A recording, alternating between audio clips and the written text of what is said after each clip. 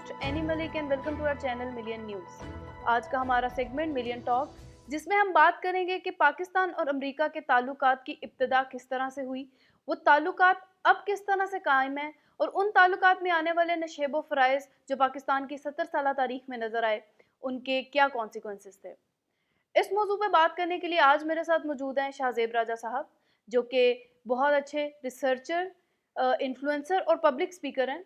पाकिस्तान में national international level पे public speaking करते रहे शाहजेब साहब मैं बहुत शुक्रगुजार हूँ आपकी कि आप हमारे प्रोग्राम में तशरीफ़ लाए।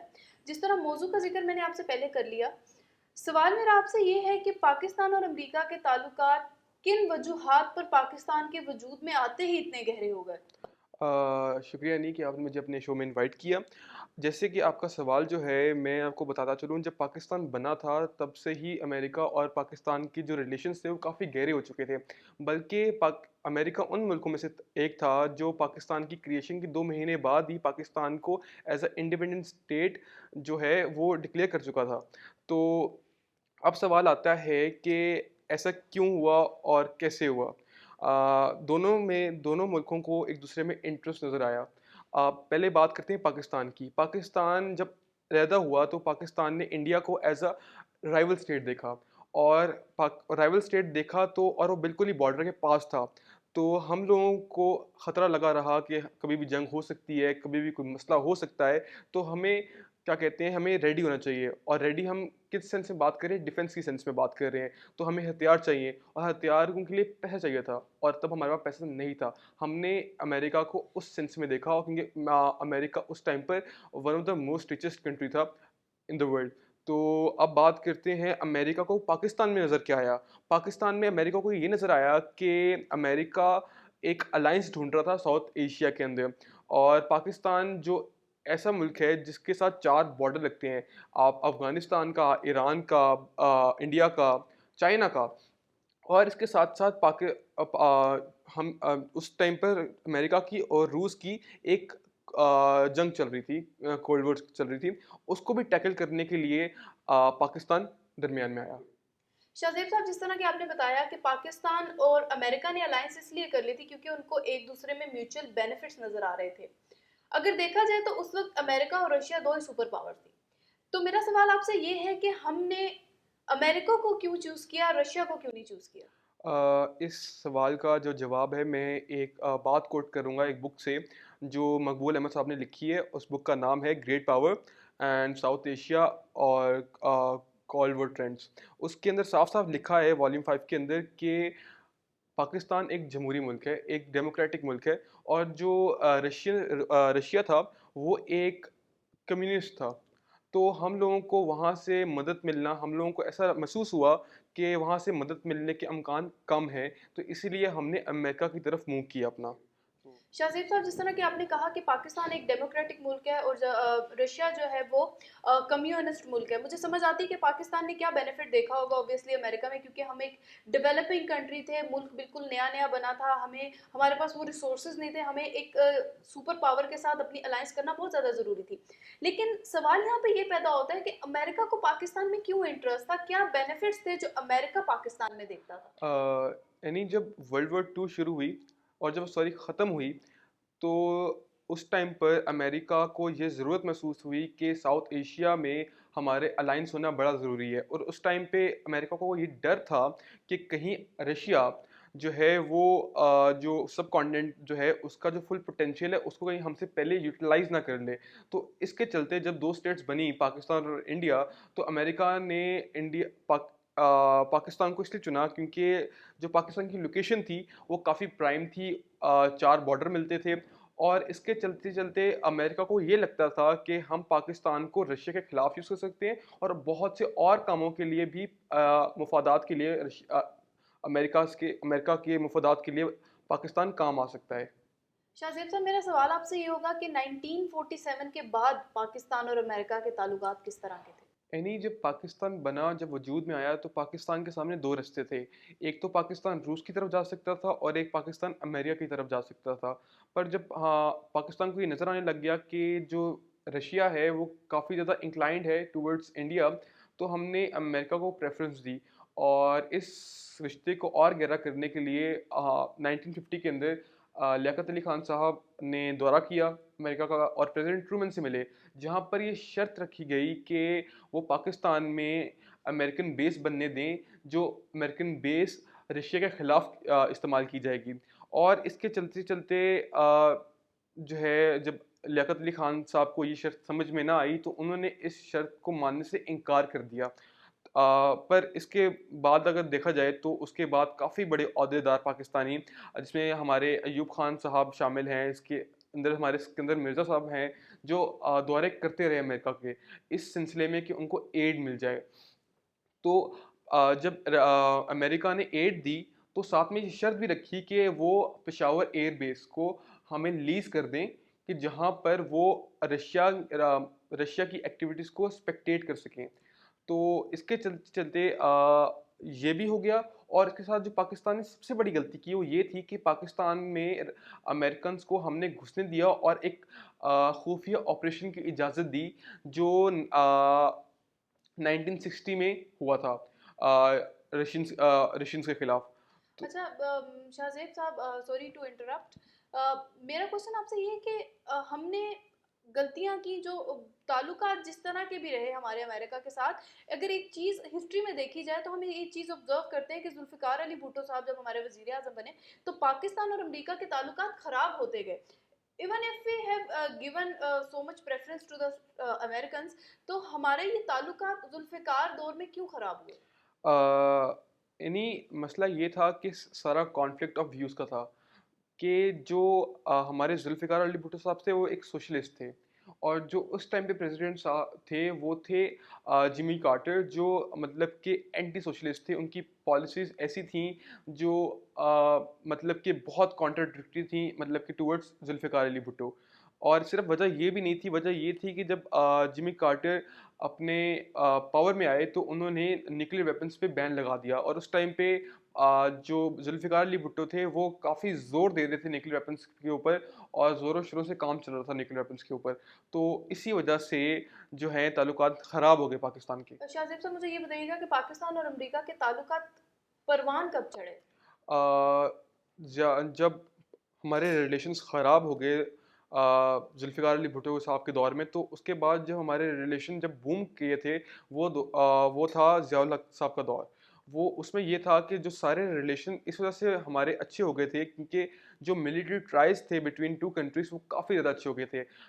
आईएसआई ने और हमारी उनकी सीआईए ने काफ़ी बिलियन डॉलर्स के ऑपरेशंस लॉन्च किए थे रशिया के खिलाफ, कि वो एशिया की तरफ ना आ सकें। और और ये वो दौर था जब पाकिस्तान को सबसे ज़्यादा एड मिलने लग गई, और हाल तो ये हो गया था कि इज़राइल के बाद हम वो मुल्क थे जिसको अमेरिका से सबसे ज़्यादा एड मिलती थी। शाहजेब साहब, मुझे बताइएगा कि 1998 में जब एटमी धमाके किए गए तो हमारे ताल्लुकात मज़ीद ख़राब क्यों होते चले गए? हमारे ताल्लुकात इसलिए ख़राब होते गए कि पहली बात तो हमने इन रिटेलिएशन धमाके किए थे इंडिया को दिखाने के लिए कि हमने भी हम एटमी ताकत बन गए हैं और अपनी वर्ल्ड में एक प्रेजेंस शो करवानी थी। तो उस टाइम पे जो प्रेसिडेंट थे क्लिंटन साहब, उनको ये बात अच्छी ना लगी, तो उन्होंने दोनों कंट्रीज़ के ऊपर काफ़ी ज़्यादा सैंक्शंस लगा दिए थे। जो बैंक हमारे पाकिस्तानी बैंक थे जो अमेरिकन बैंक के साथ बिज़नेस करते थे, वो भी ख़त्म हो गए। एग्रीकल्चर का जो हम सीड्स लेते थे वो भी ख़त्म हो गए। तो काफ़ी मुश्किलें आईं, और क्या कहते हैं, पाकिस्तान को काफ़ी ज़्यादा सैंक्शंस का सामना करना पड़ा, और जिसकी वजह से पाकिस्तान की इकॉनमी को काफ़ी बड़ा झटका लगा था। अच्छा, जब इतना कुछ हो गया तो पाकिस्तान ने अपने ताल्लुकात को अमेरिका के साथ बेहतर कैसे किया, और जो इतनी ज़्यादा सैंक्शंस हम पे लग गई थी उनको कैसे हटाया? यानी जब 9/11 हुआ तो अमेरिका ने काफ़ी ज़्यादा कंट्रीज़ के अंदर इन्वेड करना शुरू कर दिया, और पाकिस्तान ने भी इस वॉर में अमेरिकन्स का साथ दिया, और इजाज़त दी अमेरिकन्स को कि वो हमारी मिलिट्री बेसिस यूज़ करके अफ़गानिस्तान के अंदर ऑपरेशंस लॉन्च कर सकते हैं। और मेरे ख़्याल से ये सबसे बड़ी हमाकत थी। पर ख़ैर आगे चलते हैं तो बात करते हैं कि क्या पाकिस्तान के पास ऑप्शन थी कि वो इसमें पार्टिसिपेट करे कि ना करे। तो अकॉर्डिंग टू सम सोर्सेज तो बात बड़ी बड़ी वाज़िया हो जाती है कि परवेज़ मुशर्रफ साहब ने कहा, कन्फेस किया था कि पाकिस्तान के पास दूसरी कोई ऑप्शन नहीं है, और अमेरिकन्स की तरफ से ये स्टेटमेंट आई थी जो काफ़ी थ्रेटफुल थी, और वो ये थी कि bombing it into stone age, जो काफ़ी बड़ी एक स्टेटमेंट थी। और इसके बाद जब बात करते हैं सैंक्शंस की, सैंक्शंस किस तरह हटी, तो जब पाकिस्तान एक पार्ट बन गया अमेरिका का वॉर के अंदर, तो एक प्रेस्लर एंड ग्लेन अमेंडमेंट आई थी, और उसके मुताबिक जितनी पाकिस्तान पे सैंक्शंस लगी थी वो हटा दी गई थी। और इसके चलते चलते सिर्फ ये नहीं हुआ, पाकिस्तान की $1 बिलियन की जो लोन था वो भी माफ़ कर दिया गया। अच्छा, तो शाहज़ेब साहब, आपने कहा कि मुशर्रफ साहब ने कन्फेशन दी थी कि उनके पास इसके अलावा कोई ऑप्शन नहीं थी। मुझे लगता है हमसे वो ऑप्शन तभी छीन ली गई थी जब हमें बहुत ज़्यादा एड मिलना शुरू हो गई थी। तो आप मुझे ये बता सकते हैं कि जो हमें बिलियन ऑफ डॉलर की एड मिलती रही, उसको पाकिस्तान ने कहाँ यूटिलाइज़ किया? पाकिस्तान ने जो एड मिलती रही उसका असल मकसद तो ये था कि हम अपना दिफा स्ट्रॉन्ग कर सकें, और उस दिफा को इस तरह स्ट्रॉन्ग करें कि वो वॉर अगेंस्ट टेररिज्म जो ख़ास तौर पे हम अमेरिका के लिए लड़ रहे थे उसके लिए स्ट्रॉन्ग किया जाए। पर पाकिस्तान ने वो जो एड थी उसको इस तरह डाइवर्ट किया कि हमने जो हमारा दिफा था टूवर्ड्स इंडिया, हमने वो उसके खिलाफ लगाना शुरू कर दिया, जबकि हमें लगाना था अफगानिस्तान में। पर और वो एड इस तरह यूज़ होती रही। तो शाहज़ेब साहब, ज़रा बताइएगा कि पाकिस्तान और अमेरिका के मिलिट्री ताल्लुकात कैसे हैं? मिलिट्री ताल्लुकात शुरू से ही काफ़ी अच्छे रहे हैं, बल्कि तो ये कहा जाता था कि Pakistan is a most allied ally in Asia. तो ये एक बहुत बड़ी बात है किसी मुल्क के लिए कहना। और इसके साथ साथ हमारी जो एयरफोर्स है, हमारी जो मिलिट्री है, वो काफ़ी मतलब कि साथ में जॉइंट एक्सरसाइजेस करती रहती हैं। और सिर्फ इतना नहीं, हमारी आईएसआई और उनकी सीआईए एक काफ़ी ज़्यादा खुफिया मिशंस भी करती हैं, जिसमें सबसे ज़्यादा हाईलाइटेड 2008 वाला है, जब काफ़ी ज़्यादा हाई ऑफिशियल्स पाकिस्तान आए थे, और जो मिलिटेंट्स थे पाकिस्तान के अंदर, उनके खिलाफ मिशन किया गया था। और इसके साथ साथ जो है कि 2007 की बात है, जब सेकंड लेफ्टिनेंट थे अमेरिका का, जिनका नाम था कार्टर हैम, उन्होंने ये बात की थी कि हमारी इस वॉर अगेंस्ट टेररिज्म में हमारा सबसे बड़ा साथी पाकिस्तान रहा है। तो ये जो बात है ये सारा क्लियर कर देती है कि पाकिस्तान और अमेरिकन के मिलिट्री टाइज कितने ज़्यादा स्ट्रॉन्ग थे। स्ट्रांग थे। अच्छा शाहज़ेब साहब, बात बहुत ज़्यादा लंबी हो गई, इसको ज़रा मुख्तसर कर लेते हैं। मुझे काइंडली ये बताइएगा कि पाकिस्तान और अमेरिका के ताल्लुकात थे, उनकी वजह से पाकिस्तान को किन-किन मुश्किलात का सामना करना पड़ा? मैं तो कहूँगा कि काफ़ी ज़्यादा नुकसान हुआ है पाकिस्तान को, और सबसे बड़ा फैक्टर जो रहा है नुकसानात में, वो था वॉर अगेंस्ट टेररिज्म में, जिसकी वजह से हमने 70,000 सिविलियंस को, हमने 10,000 फौजियों को गंवाया है, उस जिसमें पुलिस एहलकार भी मौजूद थे। और ये जो लॉस हुआ पाकिस्तान के लिए बहुत बड़ा था। और इसके साथ साथ सिर्फ ये नहीं, पाकिस्तान को $70 बिलियन का धचका पहुंचा। और अमेरिका हमें वादा करता रहा वो इसे कंपनसेट करेगा, पर आज तक इसे कंपनसेट कभी किया ही नहीं गया। और इसके चलते चलते 2018 में हमारी 2 बिलियन की भी एड रोक दी गई। और सबसे बड़ा नुकसान तो तब पहुंचा कि जब ट्रंप साहब हुकूमत में आए, और उन्होंने पाकिस्तान की जितनी भी सिक्योरिटी असिस्टेंस थी उसको भी रोक दिया, और हमें $300 मिलियन का नुकसान हुआ जिसकी वजह से। तो मैं ये कहूँगा कि अमेरिका के साथ जो हमारे रिलेशन है वो गिव एंड टेक सिस्टम है। वो हमें देते रहे हैं, हमें देते रहे हैं, हमसे काम लेते रहे हैं।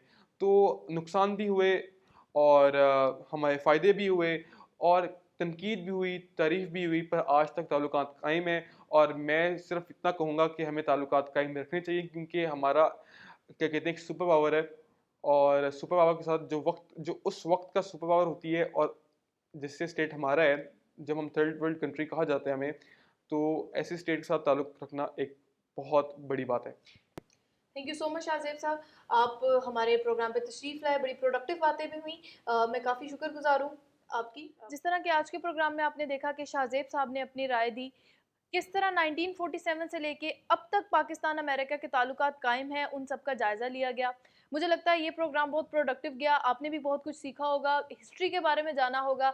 अब मुझे दीजिए इजाज़त, हमारे चैनल को सब्सक्राइब कर दीजिएगा और याद रहे कि हर सब्सक्राइबर को मिलेगा एक यकीनी इनाम। तो हमारे साथ रहिए और हमारी वीडियोज़ को देखते रहिए। अल्लाह हाफ़िज़।